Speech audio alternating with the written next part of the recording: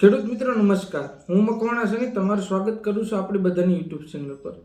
ખેડૂત મિત્રો, ગુજરાત સરકાર દ્વારા આઈ ખેડૂત પોર્ટલ પર ખેતીવાડી, બાગાયત, પશુપાલન વિભાગ, મત્સ્યપાલન વિભાગ, આત્મ પ્રાકૃતિક વિકાસ બોર્ડ વગેરે તમામ પ્રકારના વિભાગોમાં તમામ પ્રકારની ઓનલાઈન અરજી કરી સબસિડી આપવામાં આવે છે। તો ખેડૂત મિત્રો, આ વર્ષે પણ 2026 અને 27માં પણ ગુજરાત સરકાર દ્વારા આઈ ખેડૂત પોર્ટલ પર ઓનલાઈન અરજી લેવાનું ચાલુ કરવામાં આવેલ છે, જેમાં ખેડૂત મિત્રો ખેતીવાડી, બાગાયત, પશુપાલન જેમાં કુલ 148 યોજનાઓમાં ઓનલાઈન અરજી લેવાની ચાલુ છે।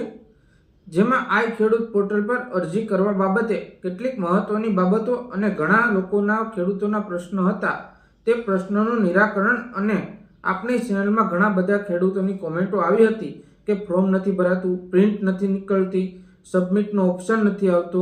તો તે બધાનો પ્રશ્નનું સોલ્યુશન એટલે કે જવાબ તમને આ વિડીયોની અંદર મળી જશે। તો આ વિડીયો અંત સુધી જોવાનું ભૂલતા નહીં તમે। અને જો ખેડૂત મિત્ર તમે આપની યુટ્યુબ ચેનલ સબસ્ક્રાઇબ ન કરી હોય તો સબસ્ક્રાઇબ કરી દેજો અને બેલ આઇકોનને પ્રેસ કરી દેજો અને આપણા વિડીયોને લાઇક કરી દેજો।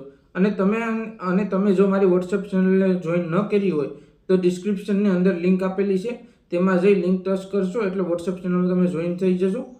તો ખેડૂત મિત્રો, આપ સૌને જણાવી દઈએ કે વર્ષ 2026-27માં આઈ ખેડૂત પોર્ટલ પર તારીખ 27 માર્ચ 2026 થી 26 એપ્રિલ 2026 સુધી 30 દિવસ માટે આઈ ખેડૂત પોર્ટલ પર આ તમામ યોજનાના ઓનલાઈન ફોર્મ ભરવાના શરૂ રહેવાના છે। મારા વહાલા ભાઈઓ, તમારે કોઈ ચિંતા કે ઉતાવળ કરવાની જરૂર નથી કે મારી અરજી થશે કે નહીં, ફોર્મ સબમિટ નથી થતું કે પ્રિન્ટ નથી નીકળતી। તો ખેડૂત મિત્રો, આ વખતે અરજી છે એ વહેલા તે પહેલાંના ધોરણે નથી, આ વખતે ડ્રો સિસ્ટમ દ્વારા રાખેલી છે। એટલે તમારે બધીને 30 દિવસની મોહલત આપી છે, 30 દિવસનો સમય છે। તો તમે ફોર્મ નિરાતે ભરવાનું શરૂ રાખો અને કોઈ ચિંતા કરવાની જરૂર નથી, કેમ કે ખેડૂત ભાઈઓ, આ અરજી ભરવાની શરૂ થઈ છે 3-4 દી પહેલાં। એટલે ગુજરાતના તમામ ખેડૂતો એકી સાથે આમાં ફોર્મ ભરતા હોય એટલે વેબસાઇટની અંદર પણ પ્રોબ્લેમ આવતો હોય, સર્વર ડાઉન થઈ જતો હોય તો સર્વર ક્રેશ થઈ જતું હોય, એટલે આ બધી પ્રોબ્લેમ આવે છે। તો તમારે કંઈ મૂંઝાવાની જરૂર નથી।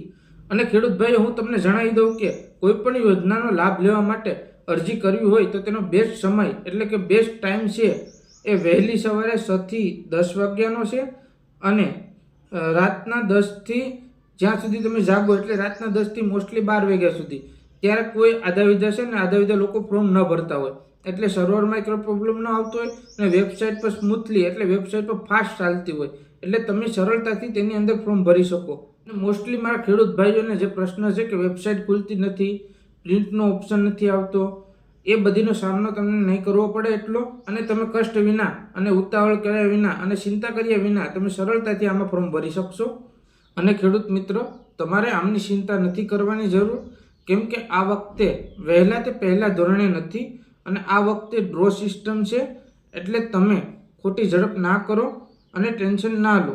તો મારા વહાલા ખેડૂત ભાઈઓ, સરકારે તમને 30 દિવસનો સમય આપ્યો છે, તો તમે નિરાતે કોઈ પણ ચિંતા કર્યા વિના આ 30 દિવસની અંદર ગમે ત્યારે ફોર્મ ભરી શકો છો અને બધા ખેડૂતોની ઓનલાઈન અરજી થઈ જશે, એટલે ખોટી ઉતાવળ કરવી નહીં। અને હા ખેડૂત મિત્રો, આ ઓનલાઈન અરજી તમે તમારા ગ્રામની ગ્રામ પંચાયતમાં અથવા ઓનલાઈન સેન્ટર પર કરી શકો છો અને આપ સૌ ઘરે બેઠા પણ બિલકુલ મફતમાં સરળતાથી આ વર્ષે આ નવા નિયમ મુજબ 2026માં નવા નિયમ મુજબ ઘરે બેઠા મોબાઈલથી પણ અરજી કરી શકો છો અથવા લેપટોપ, કોમ્પ્યુટરમાં પણ તમે સરળતાથી અરજી કરી શકો છો। આની સરળતા માટે અમે અમારી ચેનલમાં વિડીયો બનાવ્યો છે, તો આપ સૌ ખેડૂત ભાઈઓએ એ વિડીયો જોઈ લેવો, તેથી તમને ખબર પડે કે ઘર બેઠા પણ ફોર્મ ભરી શકાય। અને હા, આ વિડીયો પણ ઘણા ખેડૂતોએ જોયો છે અને તેનો પ્રતિસાદ પણ મને સારો મળ્યો છે, તેના બદલ હું બધાનો આભાર માનું છું। અને હા, ઉપરાંત ખેડૂત મિત્રો, ઘણાને એ પણ પ્રશ્ન હતો કે મોટાભાઈ અરજી થઈ જાય છે, ફોર્મ ભરાઈ જાય છે અને સબમિટ પણ થઈ જાય છે, પણ પ્રિન્ટનો ઓપ્શન દેખાતો નથી। તો એમાં તમારે ચિંતા કરવાની જરૂર નથી ખેડૂત ભાઈઓ, કેમ કે મેં અગાઉ જણાવ્યા મુજબ, કેમ કે રાજ્યભરના ઘણા બધા ખેડૂતો એકી સાથે ફોર્મ ભરતા હોય એટલે ક્યાંક ને ક્યાંક સર્વર ક્રેશ થઈ જાય, ક્યાંક તો સર્વર ડાઉન થઈ જાય, એટલે તમને પ્રિન્ટનો ઓપ્શન ન દેખાય। તો તમારે ખેડૂત મિત્ર એવું હોય તો તમારે ખેડૂત મિત્ર વહેલી સવારે ક્યાંક તો રાતના આઈ ખેડૂત પોર્ટલ ખોલતું રહેવાનું છે। હું જાણું ત્યાં સુધી તમારા પ્રોબ્લેમનું સોલ્યુશન મળી જશે। અને હા, ચિંતા કરવાની જરૂર નથી, અરજી થઈ ગઈ છે એટલે તે પ્રિન્ટ કોઈ પણ હાલમાં નીકળશે અને તેમાં પ્રિન્ટનો ઓપ્શન પણ આપવામાં આવશે જ. અને હા, અમુક ખેડૂત ભાઈને એક પ્રશ્ન બીજો પણ હતો કે એક ખેડૂત કેટલી અરજી કરી શકે છે આ ખેડૂત પોર્ટલ પર. તો કે એક ખેડૂત મિત્રો સામાન્ય રીતે એક ખેડૂત છે એક યોજના માટે એક જ અરજી કરી શકે, પરંતુ અલગ અલગ યોજના માટે અલગ અલગ અરજી કરી શકાય છે. ને ધ્યાન રાખવા જેવી બાબત એ છે કે ખેડૂત મિત્રોએ જો ડુપ્લિકેટ અરજી કરશે તો તે રિજેક્ટ થવાના પૂરેપૂરા ચાન્સીસ છે. અને ખેડૂત મિત્રો અરજી અથવા ફોર્મ ભરતી વખતે રાખવા જેવી કઈ બાબત ધ્યાન રાખવા જેવી છે તો કે પહેલા સાચી માહિતી લખવી, બીજું ડોક્યુમેન્ટ ક્લિયર અપલોડ કરવા, ત્રીજું ડેડલાઇન પહેલા અરજી કરી દેવી, ચોથું ઓટીપી માટે મોબાઈલ હંમેશા અવેલેબલ રાખવો. તો ખેડૂત મિત્રો મને આશા છે કે આ વિડીયોથી તમારા બધા પ્રશ્નોના જવાબ સંતોષકારક મળી ગયા હશે. જો હજુ પણ કોઈ પ્રશ્ન હોય તો કોમેન્ટ બોક્સમાં તમારા માટે 24 કલાક કોમેન્ટ બોક્સ ખુલ્લું રાખ્યું છે, તો તેમાં તમારા પ્રશ્નો કોમેન્ટ કરી શકો છો.